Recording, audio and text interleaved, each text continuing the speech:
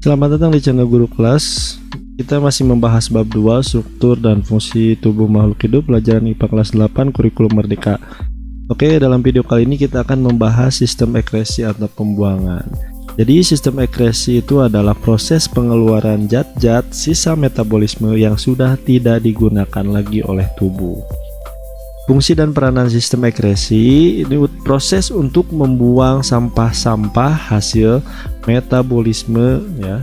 Nah, ini disebut dengan ekresi. Nah, ini fungsinya ya. Jadi buang sampah hasil metabolisme. Kemudian ekresi diperlukan tubuh agar zat sisa tersebut tidak meracuni tubuh karena dapat merusak berbagai organ dalam tubuh kalian ya, bahkan dapat menyebabkan kematian.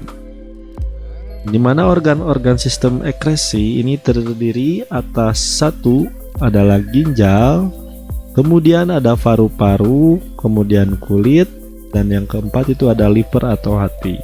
Nah, dua sampah yang harus dikeluarkan dari tubuh kalian adalah sisa air dan urea.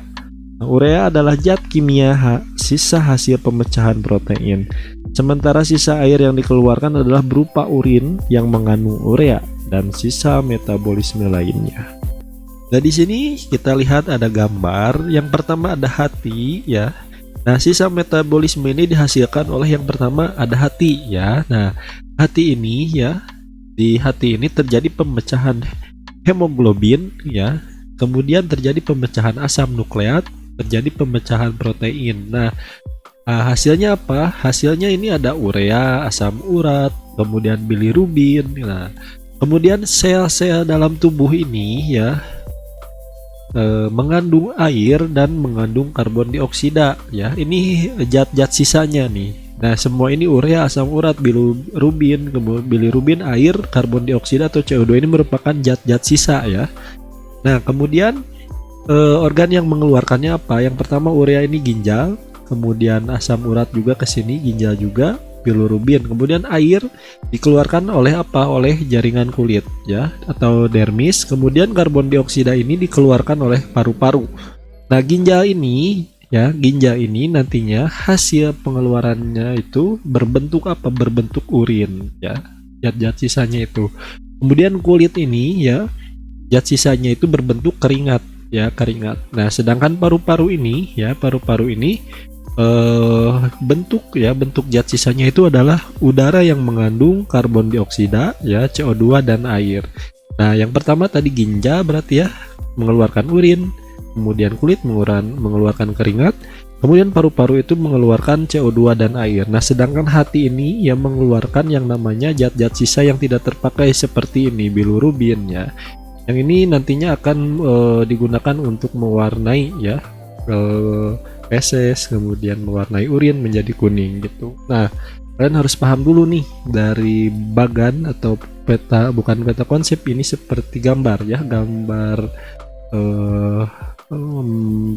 untuk memahami bab 9 ini tentang sistem ekskresi gitu. Bagaimana organ-organ ini menghasilkan zat-zat sisa metabolismenya seperti itu.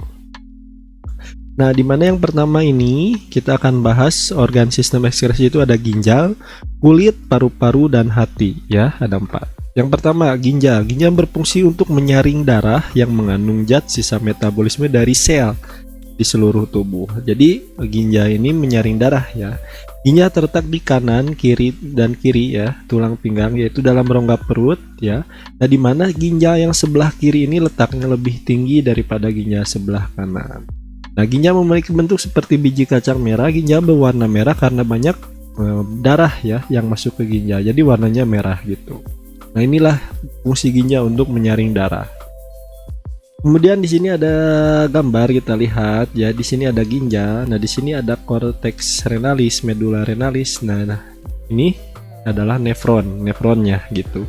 Nah, ini ada capsula Bowman, kemudian tubulus, ada contractus proxima dan distal ya. Nanti ada glomerulus juga ya, ada cortex renalis, ini medulla renalis ya. Jadi ini struktur di dalam ginjal kita gitu. Nah, di sini terjadinya proses filtrasi, kemudian proses reabsorpsi, kemudian augmentasi. Kita bahas di slide selanjutnya ya. Oke, yang pertama nefron merupakan satuan struktural dan fungsional ginjal karena nefron merupakan unit penyusun utama. Nah, jadi penyusun utama dari ginjal itu adalah nefron gitu. Yang kedua, nah ada sebuah nefron ini terdiri atas sebuah komponen penyaring atau badan Malpighi yang ini ya. Badan Malpighi ini. Dan dilanjutkan oleh saluran-saluran tubulus. Nah, setiap badan Malpighi mengandung gulungan kapiler darah. Nah, yang ini ya, gulungan kapiler darah yang disebut dengan glomerulus. Nah, yang ini glomerulus yang berada dalam kapsula Bowman. Nah, ini kapsula Bowman yang ini, yang dalamnya. Oke. Nah, pada bagian inilah proses penyaringan dimulai. Jadi, penyaringan ini, proses filtrasi ini terjadi di glomerulus gitu. Kemudian yang ketiga, medula renalis, bagian tengah ginjal tersusun atas saluran-saluran yang merupakan kelanjutan dari badan Malpighi dan saluran yang ada di bagian korteks renalis. Ya, ini bagiannya yang tengah ya. Kemudian lengkung Henle adalah saluran ginjal yang melengkung pada daerah medula yang menghubungkan tubulus proxima dengan tubulus dista. Nanti ini pada proses reabsorpsi dan augmentasi ya. 5 ada pelvis renalis atau rongga ginjal berfungsi sebagai penampung urin sementara sebelum dikeluarkan melalui ureter ya. Nah, urinnya ditampung dulu nih di pelvis renalis gitu.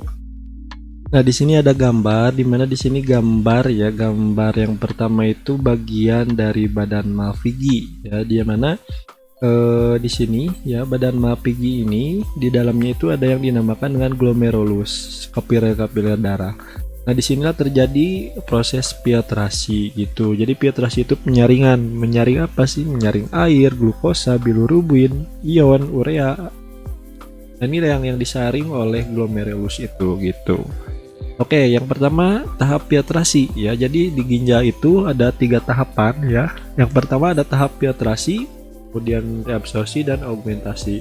Di mana tahap filtrasi ini merupakan pembentukan urin yang dimulai dari darah yang mengalir melalui arteri aferen ginjal yang masuk ke dalam glomerulus. Nah, jadi terjadi filtrasi ini di sini di glomerulus yang tersusun atas kapiler-kapiler darah. Nah, ketika darah masuk ke glomerulus, tekanan darah menjadi tinggi sehingga mendorong air dan zat-zat yang memiliki ukuran kecil keluar melalui pori-pori kapiler. Nah, ini ya, jadi pori-pori ya, melalui pori-pori disaringnya itu. Nah, jadi cairan hasil penyaringan tersebut nah tersusun atas urobilin, kemudian urea, glukosa, air, asam amino dan ion-ion seperti Na, kalium, kemudian kalsium dan klor gitu. Oke. Filtrat selanjutnya disimpan sementara dalam kapsula Bowman. Nah, kemudian darah dan protein yang tetap tinggal di dalam kapiler darah karena tidak dapat menembus pori-pori glomerulus. Nah, filtrat yang tertampung di kapsula Bowman tersebut disebut dengan urin primer. Nah, jadi hasil dari filtrasi ini adalah urin primer. Jadi filtrasi terjadi di glomerulus, nah hasilnya adalah urin primer. Kemudian tahap reabsorpsi, di mana urin primer yang terbentuk pada tahap filtrasi tadi di glomerulus ya masuk ke tubulus contractus proxima. Jadi terjadinya reabsorpsi itu di tubulus contractus proxima. Nah, di dalam tubulus proxima terjadi proses penyerapan kembali zat-zat yang masih diperlukan oleh tubuh yang disebut dengan tahap reabsorpsi gitu. Ada glukosa, asam amino, ion kalium dan zat-zat yang lain yang masih diperlukan tubuh diangkut ke dalam sel lagi gitu. Kemudian ke dalam kapiler darah dalam ginjal. Nah, cairan yang dihasilkan dari proses reabsorpsi disebut dengan urin sekunder. Jadi tahap reabsorpsi itu terjadi di tubulus contractus proxima, hasilnya adalah urin sekunder. Nah, di sini ya. Jadi ini terjadi di sini ya. Reabsorpsi ini tubulus contractus proxima. Nah, ini ada arteri aferen. Nah, di mana glukosa, kemudian ion-ion air ini yang masih dapat pakai ini ya masih diserap kembali ya, diserap kembali tuh. Yang ketiga ada tahap augmentasi. Jadi setelah melalui lengkung Henle ya, lengkung Henle ini seperti huruf U gini ya di sini yang menghubungkan tubulus contractus proxima dan tubulus contractus dista ya. Nah, urin sekunder ini sampai ya pada tubulus contractus dista. Nah, pada bagian tubulus dista ini masih ada proses penyerapan air, ion natrium, klor, dan urea. Nah, pada tubulus dista ini terjadi proses augmentasi.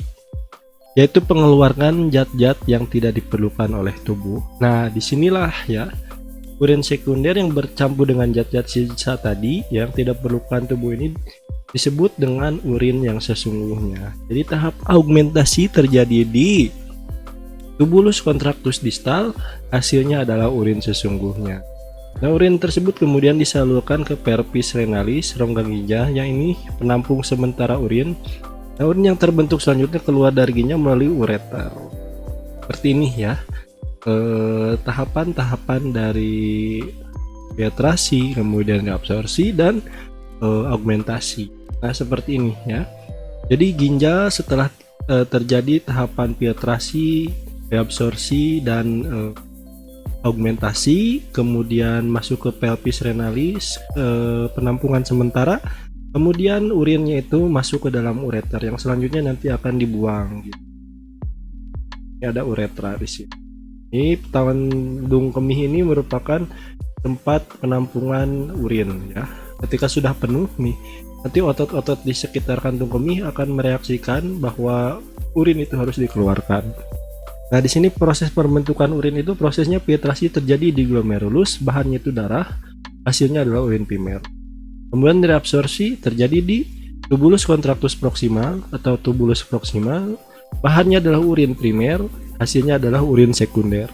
Kemudian augmentasi terjadi di tubulus distal, bahannya adalah urin sekunder, kemudian hasilnya adalah urin yang sesungguhnya yang harus dikeluarkan dari tubuh kita. Kemudian yang kedua ada kulit. Kulit itu merupakan organ sistem ekskresi juga ya. Nah, selain menjaga suhu tubuh berkeringat, ternyata juga berfungsi ya untuk mengeluarkan zat-zat sisa metabolisme.